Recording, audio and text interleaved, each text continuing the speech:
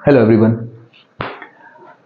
फिर से आपके सामने एक छोटा सा लेकिन बहुत इंपॉर्टेंट टॉपिक लेकर हम आए हैं, जिसका एक पार्ट आप देख चुके हो एप्लीकेशन ऑफ इलेक्ट्रोलिसिस में, जिसमें था इलेक्ट्रोप्लेटिंग।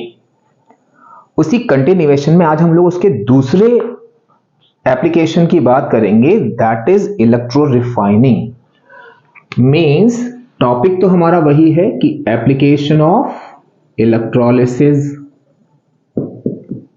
Application of electrolysis.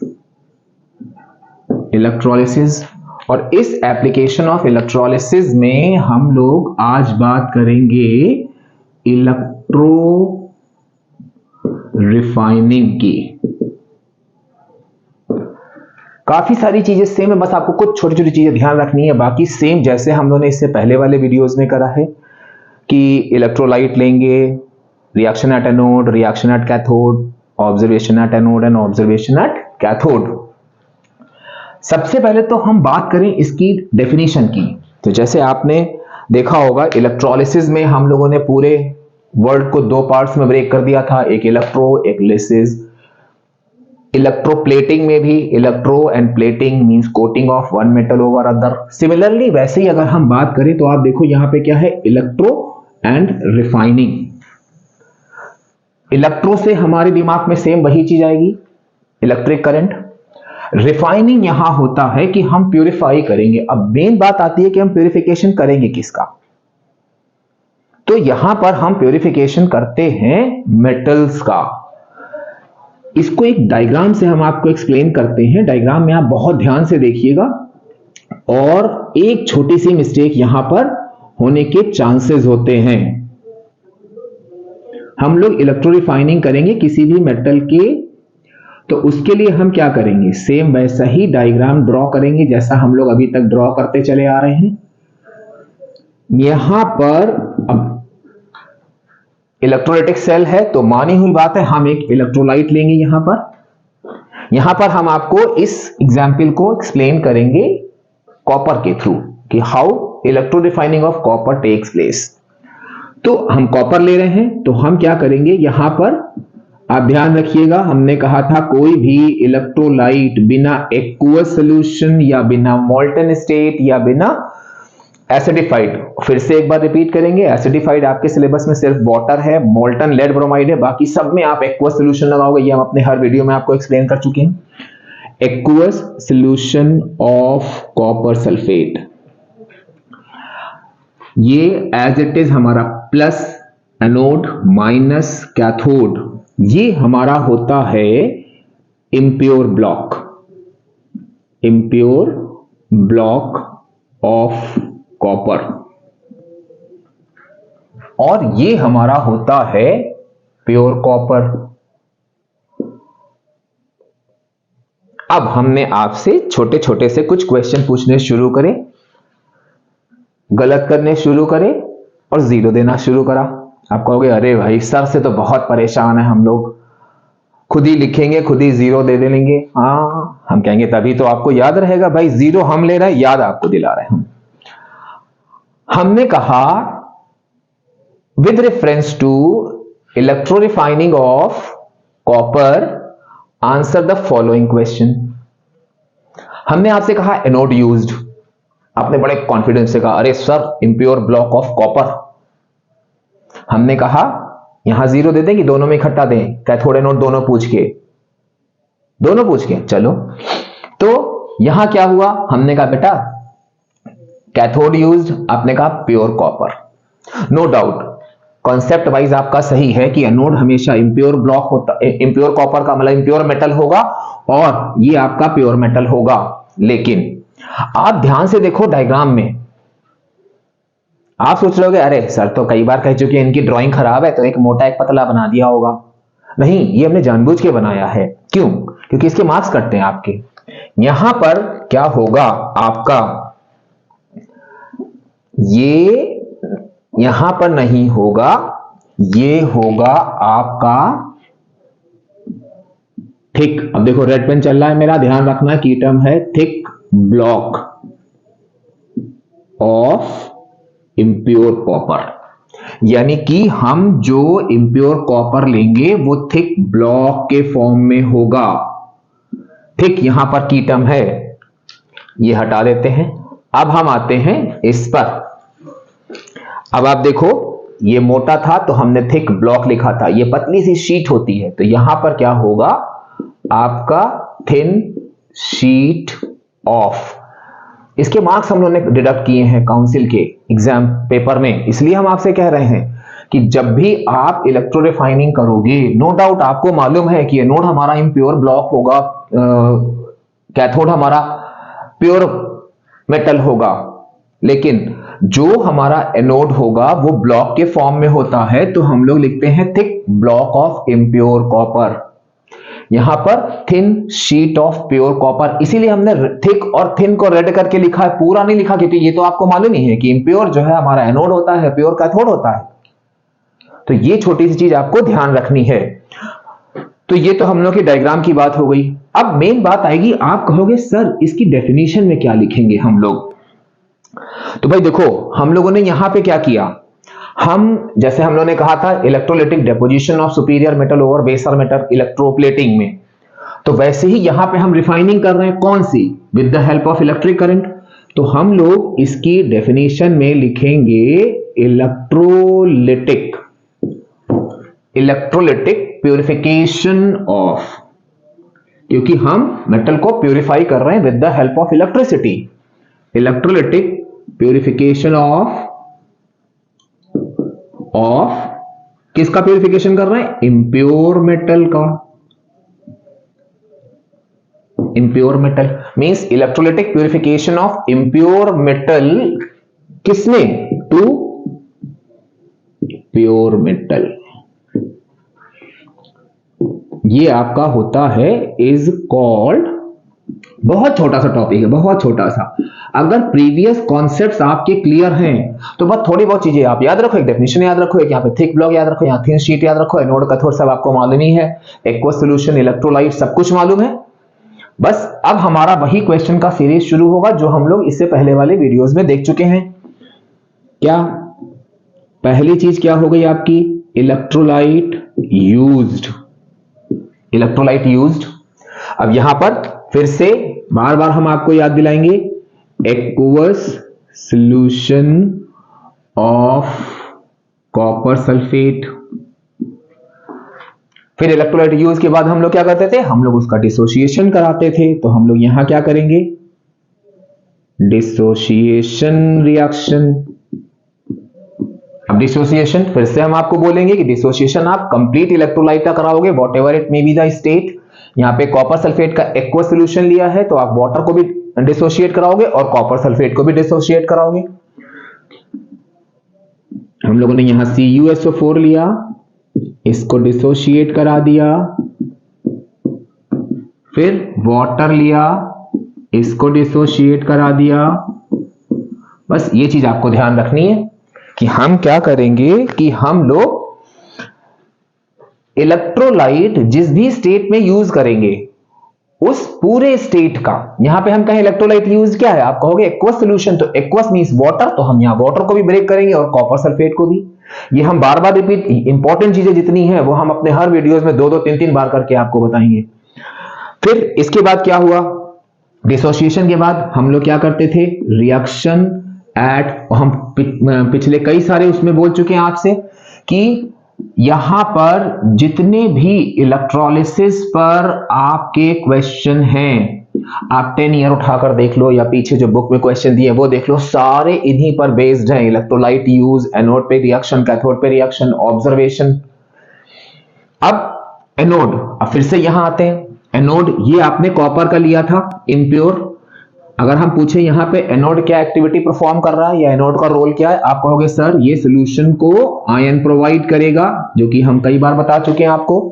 तो यहां क्या हुआ, आपने लिया कॉपर, ये सॉल्यूशन को आयन प्रोवाइड करेगा, ये आयन का प्रोवाइड करेगा जब अपने अंदर से इलेक्ट्रॉन्स को निकालेगा। फिर अब हमने कहा बेटा यहां क्या होगा, आप कहोगे सर ये जो Cu+2 के आयंस है ये यहां पर डिपॉजिट होंगे और हमको यहाँ पर कॉपर की प्योरिटी बढ़ती चली जाएगी कि उसके ऊपर कॉपर बढ़ते जा रहे हैं। तो हमने कहा यहाँ क्या होगा, आपने कहा सर देखिए Cu+2 जो आयन था ये इलेक्ट्रॉन लेगा और कॉपर में कन्वर्ट हो जाएगा और यही कॉपर का सारी चीज जो है हमारे यहाँ डिपॉजिट होती जाएगी। अब इसके अंदर कॉपर तो यहाँ निकल रहा है, बाकी की बची इम्प्योर चीजें, वो इम्प्योर चीजें क्या होंगी, वो आपकी यहाँ पर नीचे कलेक्ट होती जाएंगी, जिनको हम लोग कहते हैं एनोड मड। मींस हम जब इलेक्ट्रो रिफाइनिंग करेंगे किसी भी मेटल को, तो वहां पर जो मेटल के आयन हैं जब वो इम्प्योर ब्लॉक से निकलते जाएंगे तो सारी इम्प्योरिटीज एनोड पे नीचे जो है सेटल हो जाती हैं, जिसको हम लोग एनोड मड कहते हैं। ये हमने एज अ रेफरेंस बता दिया आपको। अब बात आ गई यहां पर कि हम ऑब्जर्वेशन क्या लेंगे, तो observation at anode and observation at cathode. अगर आपने मेरे इससे पहले वाले वीडियोस बहुत ध्यान से देखे होंगे तो आपको याद होगा, हमने आपसे कहा था whenever is an active electrode is used as a node, always the observation will be, बस हमें कुछ बोलने नहीं पड़ेगा, आप खुद ही अपने आप दिमाग दौड़ा लोगे, अरे हाँ सर एनोड डिमिनिशेस इन मास, हमने कहा वेरी गुड, बस वही लिख दो उठा के यहां पे, एनोड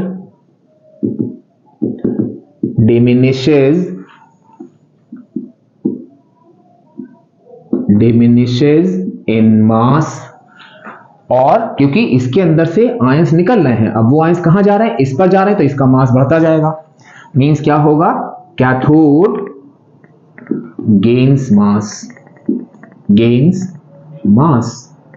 बस ये सिंपल चीज हो गई। अब यहां पर एक छोटा सा क्वेश्चन जो हमको इलेक्ट्रोप्लेटिंग में भी बता देना चाहिए था, ताकि यहां आपका रिवीजन हो जाता, क्योंकि वो इलेक्ट्रोप्लेटिंग से भी रिलेटेड है और यहां से भी रिलेटेड है। चलिए कोई बात नहीं, आप यहां याद कर लो, इलेक्ट्रोप्लेटिंग में भी आपको मालूम चल जाएगा।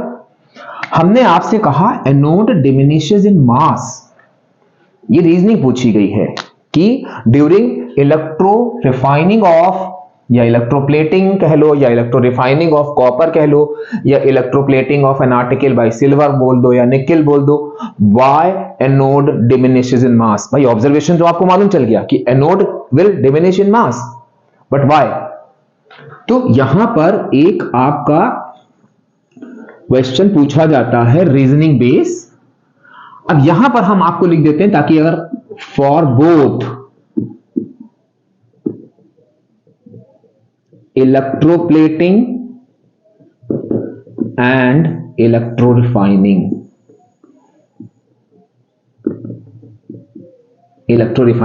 मतलब ये क्वेश्चन जो है आपका both electroplating and electro refining के लिए है, क्योंकि दोनों में ही होता है anode diminishes in mass. Why anode diminishes in mass.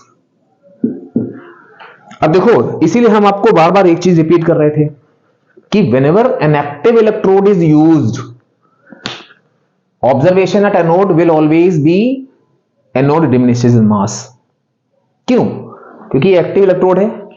Active electrode क्या होते हैं, जो रिएक्शन में पार्टिसिपेट करते हैं। अब ये रिएक्शन में पार्टिसिपेट कर रहा है, ये क्या कर रहा है, ये अपने आयन सॉल्यूशन को प्रोवाइड कर रहा है, तभी तो इसका मास डिमिनिश हो रहा है। बस वही चीज आपको यहां लिख देनी है।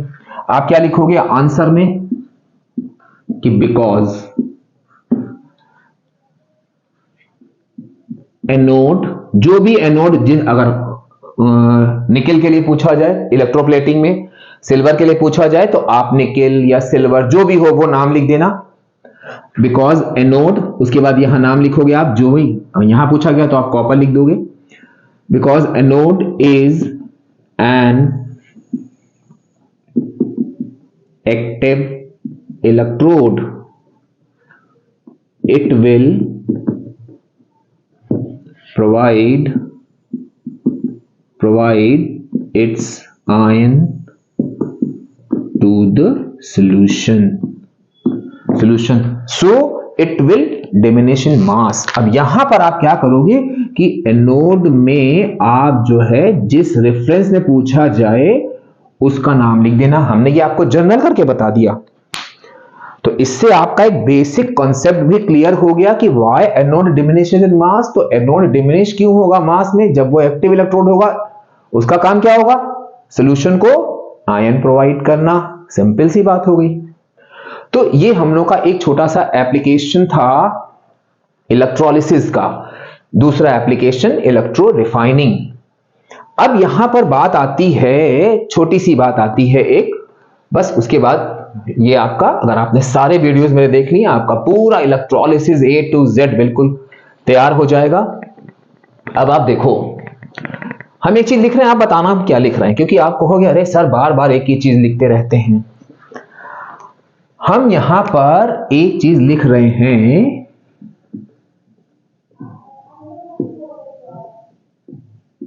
आप कहोगे अरे सर ये तो एक्टिविटी सीरीज है।